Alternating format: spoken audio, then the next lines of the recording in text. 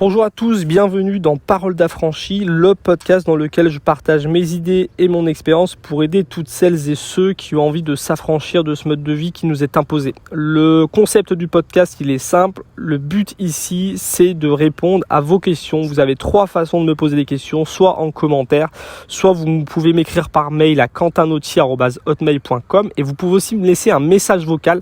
Vous trouverez tous les liens dans la description de ce podcast.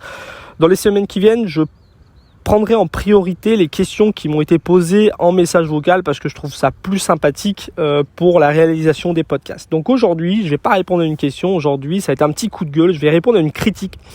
Une critique qu'on nous fait souvent à nous qui essayons de vivre autrement. Je ne sais pas si vous avez déjà remarqué ça, mais dès qu'on fait un petit pas de travers, dès qu'on fait une action qui peut être un petit peu en contradiction avec nos valeurs, on se fait recadrer tout de suite.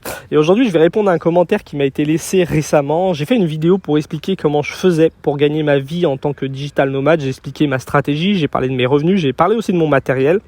Comme quoi je travaillais uniquement sur smartphone et sur tablette et que j'avais choisi la marque Apple.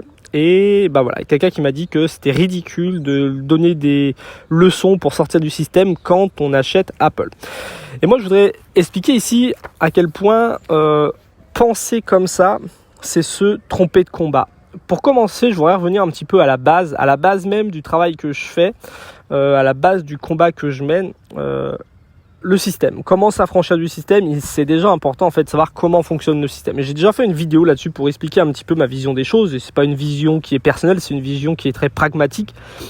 En fait, on vit dans un système qui a pour but d'enrichir le capital. En France, c'est connu, c'est un système capitaliste. Il n'y a jamais eu autant de pauvres, les riches n'ont jamais été aussi riches. On puise les ressources de la planète, on les fait traverser la société de consommation et on enrichit par le profit les grands patrons, les bourgeois de France, ceux avec qui on est en rapport de force. Aujourd'hui, la majorité des gens travaillent et enrichissent une minorité de personnes.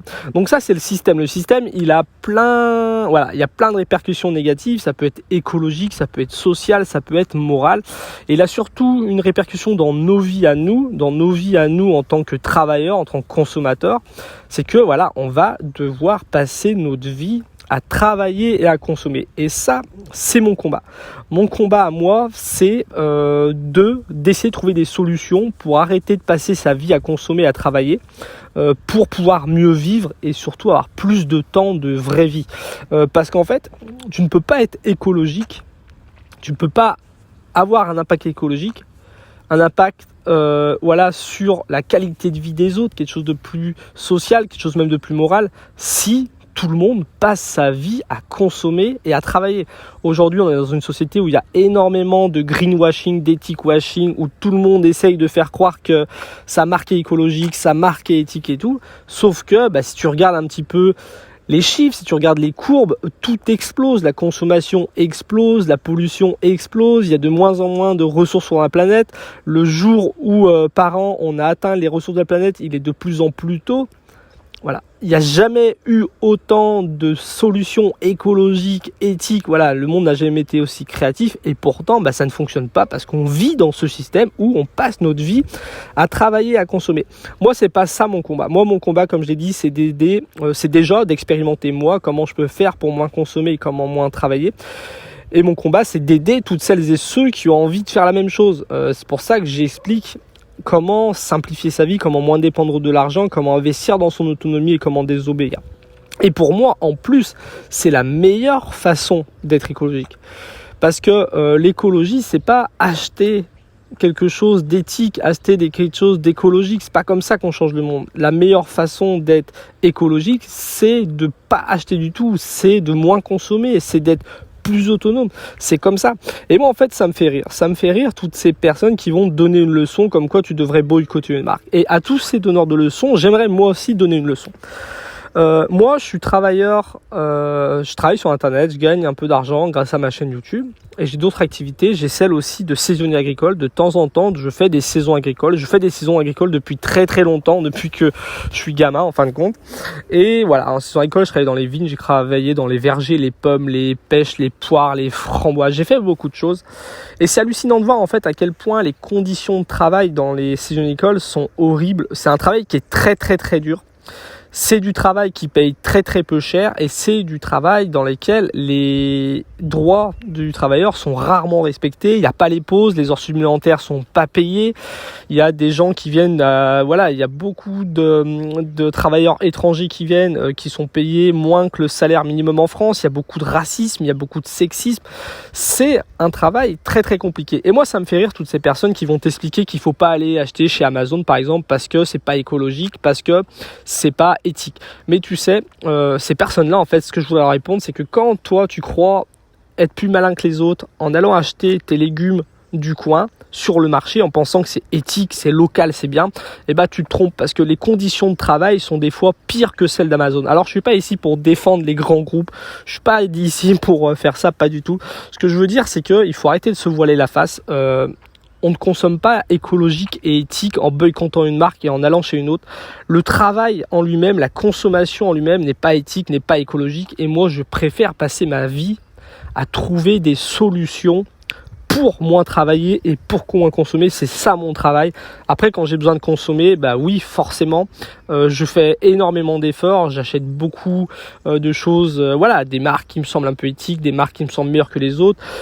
On vit à deux dans 10 mètres carrés, on consomme exclusivement de l'alimentation en vrac, acheter le plus local possible, le plus écologique possible.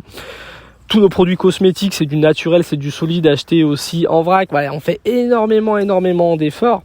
Et pourtant, je considère pas être écologique pour autant.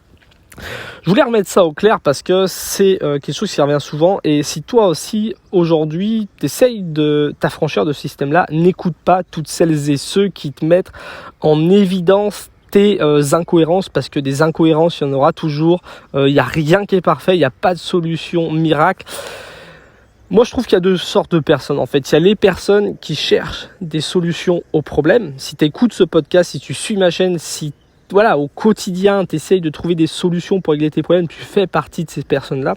Et il y a les personnes qui cherchent des problèmes aux solutions. Il y a des personnes à qui, tant que tu leur proposeras des solutions, ils leur trouveront toujours un problème parce qu'ils sont paralysés, ils n'arrivent pas à avancer et ils cherchent la solution parfaite. La solution parfaite n'existe pas.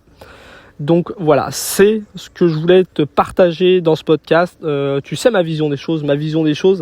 Je suis pas en train de faire un combat écologique, social, moral. Moi, ce que je fais, c'est que j'essaye de sauver ma peau et j'essaye d'aider toutes celles et ceux qui ont envie, eux aussi, de moins travailler et moins consommer. Et pour ça, je te donnerai 2 conseils. Cherche des solutions aux problèmes au lieu de chercher des problèmes aux solutions. Et n'écoute pas toutes celles et ceux qui veulent pointer tes incohérences pour te démotiver et pour se déculpabiliser eux. Voilà, c'est tout pour ce podcast. Je vous dis à très bientôt pour le prochain. Salut.